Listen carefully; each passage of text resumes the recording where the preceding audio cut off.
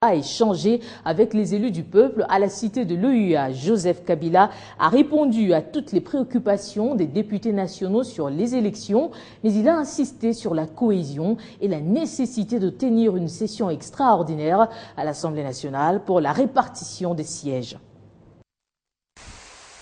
Nous sommes à la cité de l'Union africaine, cadre choisi pour la poursuite des consultations présidentielles entamées depuis le 1er juin. Et c'est sous le chapiteau que le chef de l'État reçoit les élus du peuple. Conduit par Robin Minakou, président de l'Assemblée nationale, l'échange a duré plus de 3 heures.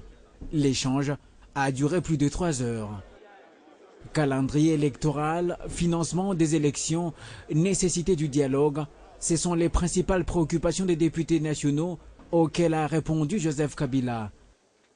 Quant à la répartition des sièges, plus de vacances à la Chambre basse, l'examen de cette question est crucial. L'écoute du Congo profond s'impose. Joseph Kabila échange également avec les assemblées provinciales. Pour elle, le dialogue s'impose, cependant, le délai doit rester raisonnable. Les consultations continuent et s'élargiront à l'intérieur du pays. Joseph Kabila veut amener le peuple congolais à regarder dans la même direction pour l'avenir de la RDC. Eh bien, ces consultations, c'est également en province. Au Bandundu, le gouverneur Jean Kamissendu a organisé ce mardi les pré-consultations provinciales telles que souhaitées par le chef de l'État. Vous le savez, Christophe Malela, chargé de communication du gouverneur du Bandundu, nous en dit un peu plus. Les gouverneurs de la province du Bandundu a regagné les chefs-lieux de la province ce mardi 16 juin par un vol régulier après un séjour dans la capitale. Jean Kamissendu Kutuka revient chez lui avec un agenda précis. Il s'agit des consultations provinciales. L'organisation des consultations provinciales répond à la demande personnelle du président de la République, Joseph Kabila Kabange, dans le but de recueillir les avis et considérations de la population du Bandundu profond, à l'instar des autres provinces. Ces avis seront sûrement sur les processus électoraux, la réforme administrative, la paix, la sécurité et la stabilité du pays, ainsi que le développement de 3 provinces issues de la province du Bandundu, à savoir les Kwango, les Kwilu et les Mai-Ndombe. Les gouverneurs des provinces ont commencé les pré-consultations cet après-midi et va se poursuivre demain, mercredi, pour les consultations proprement dites. À Bandundu, chef-lieu de la province, avec les membres du gouvernement provincial d'abord, élargi au directeur des cabinets, les membres du bureau de l'Assemblée provinciale élargi au président des groupes parlementaires, caucus et commissions parlementaires. Ensuite viendra les autorités politico-administratives, les autorités traditionnelles et coutumières, la société civile, les confessions religieuses, les organisations féminines ainsi que les jeunes. La liste n'est pas exhaustive. Après les chefs-lieux, les gouverneurs vont se rendre à Kikwit, deuxième ville de la province du Kwilu, pour le même travail. Jean Kamissendu va terminer ses consultations provinciales vendredi à Kenge, chef de la province du Kwango. Pour sa part, le vice-gouverneur Alexis Kiala s'est rendu avec une forte délégation à Inongo dans la province du Mai-Ndombe pour le même travail. Avant l'arrivée du gouverneur, le directeur des cabinets Bridge Wilson Lumbwe avait expliqué au cours d'une séance de travail la méthodologie à adopter par les délégués des participants de la ville de Bandundu aux consultations provinciales.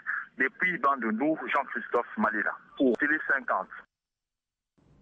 Le gouvernement a fait récemment une mise au point en rapport avec l'entretien que le chef de l'État a eu avec les ambassadeurs et corps diplomatiques accrédités en RDC. Un entretien qui rentre dans le cadre toujours des consultations présidentielles. Eh bien, sachez que cette initiative est louée par la classe politique congolaise. Homme épris d'épée, Joseph Kabila compte faire respecter les engagements souscrits par la République démocratique du Congo au terme de l'accord cadre d'Addis Abeba. Au pays, les voix s'élèvent pour saluer l'initiative, celle d'organiser les consultations présidentielles. Le chef de l'État Joseph Kabila Kabange tient à un dialogue national inclusif, une des voies qui devra conduire la République démocratique du Congo aux élections crédibles et démocratiques. Le président a le droit d'initier à chaque moment, quand il est chez des consultations avec les acteurs politiques ou de consulter directement la population. Parce que vous savez, le chef de l'État, sa circonscription électorale, c'est toute la République démocratique du Congo. Qu'en est-il donc de certains partis politiques hier avaient pourtant insisté sur la tenue du dialogue inclusif après les concertations nationales de 2013, auxquelles ils n'avaient pas pris part. Et aujourd'hui, ils s'abstiennent. On peut changer son opinion. À tout moment, on peut avoir une opinion et la changer, c'est normal. Mais ça devient beaucoup plus dangereux quand on change l'opinion, on va du vrai vers le faux. À Fatima, ici à Kinshasa, le 26 février, M. Vital Kamerhe avait demandé à ce que le chef de l'État, il avait cité nommément, il dit le chef de l'État, Joseph Kabila, doit convoquer le dialogue pour que nous puissions passer à la réforme structurelle des institutions de l'État. Il avait même insisté en disant que c'est un engagement que le chef de l'État avait pris devant ses pairs.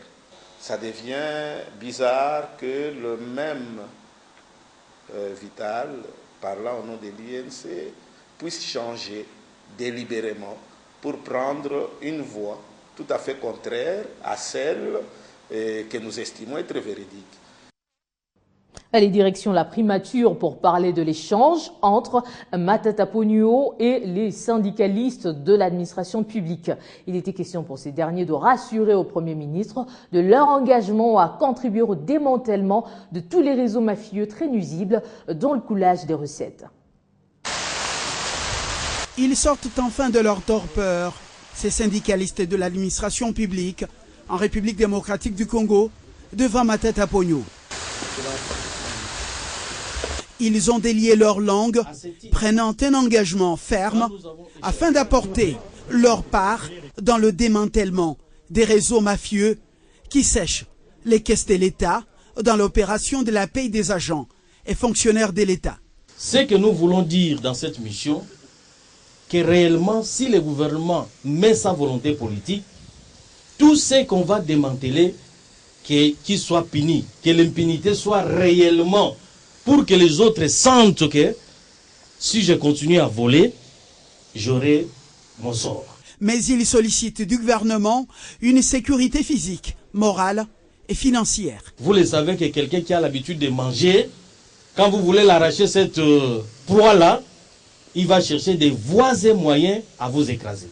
Nous voulons que vous puissiez assurer notre sécurité. Après avoir assisté impuissants aux œuvres infructueuses contre leur pays et leurs semblables dans la fonction publique, ces représentants des travailleurs plaident pour la fin de l'impunité et leur déploiement sur toute l'étendue de la République. Mais attention, ils refusent catégoriquement l'accompagnement des inspecteurs des finances. Mais pour quelle raison Matata Ponyo a rassuré ses syndicalistes par rapport à leur sécurité et au soutien sollicité? Le gouvernement prendra toutes les dispositions pour que vous soyez sécurisés. Outre Michel Bongongo, le ministre d'État en charge du budget, comme témoin de cet engagement, c'est Patrice Emery Lumumba, omniprésent au milieu de ces jardins de Premier ministre. Après la parole, c'est maintenant l'acte. L'actualité, c'est aussi cette célébration de la journée de l'enfant africain ce 16 juin sur le continent. Sous le thème « Accélérer les efforts collectifs pour mettre fin au mariage précoce des enfants », eh bien, la République démocratique du Congo a célébré cette journée sous l'optique, justement, de la lutte contre le mariage précoce des enfants. C'est depuis 1990 que l'Union africaine a dédié la date du 16 juin à l'enfant africain en mémoire des enfants martyrs du massacre des milliers d'écoliers à Soweto. Nous sommes en Afrique du Sud. En République démocratique du Congo, le point d'honneur a été surtout mis sur la problématique du mariage précoce des enfants. Selon les ministères du genre, au cours de la période du 16 juin au 16 juillet consacrée à l'enfant, différentes actions de prévention et de lutte contre les mariages précoces des enfants seront menées à travers les pays en collaboration avec les partenaires ainsi que des enfants eux-mêmes pour obtenir un changement de comportement de toute la communauté, car les mariages précoces des enfants ont des conséquences graves pour leur développement harmonieux. En rapport avec cette journée, les ministères de tutelle exhortent les parents à la communauté à respecter et faire respecter la loi en ce qui concerne l'âge requis et pour se marier.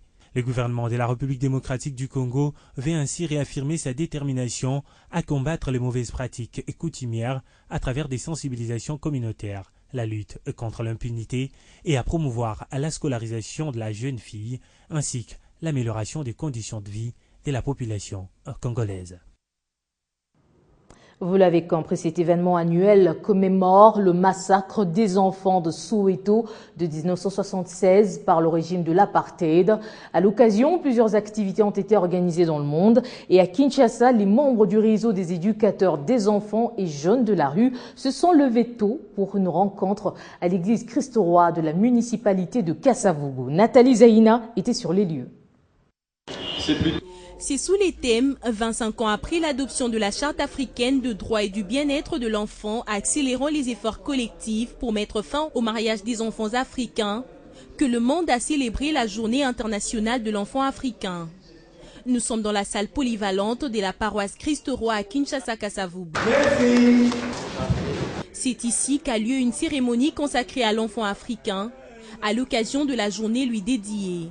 Pour le réseau des éducateurs des enfants et jeunes de la rue, organisateurs de la dite cérémonie et certains participants, cette journée est une occasion pour sensibiliser les parents à faire enregistrer les enfants dès la naissance, car ceci est un devoir. Les enfants doivent bénéficier d'un acte de naissance. Encore une fois, rappeler aux familles l'importance d'enregistrer leurs enfants dans les 90 jours après leur naissance. C'est important pour tout enfant d'être enregistré à l'état civil. Bon, moi, je peux dire aux parents d'aller enregistrer leurs enfants avant 90 jours parce que c'est très important. Très important, c'est le droit de l'enfant. Pendant que partout les enfants africains subissent encore de discrimination et injustice, certains se lèvent en cette journée pour condamner le mariage précoce. Je suis contre le mariage précoce. Certains parents acceptent ça, je ne sais pourquoi. Il faut instruire d'abord l'enfant et avant 18 ans, un enfant ne peut se marier. Le REGER est une association congolaise qui coordonne plus de 164 structures dans l'objectif commun de développer un soutien approprié aux enfants de la rue à Kinshasa. Et depuis 1998, cette plateforme d'ONG œuvre pour la prévention du phénomène enfants de la rue, la protection, la promotion des droits de l'enfant et la réinsertion socio-économique des enfants et jeunes de la rue.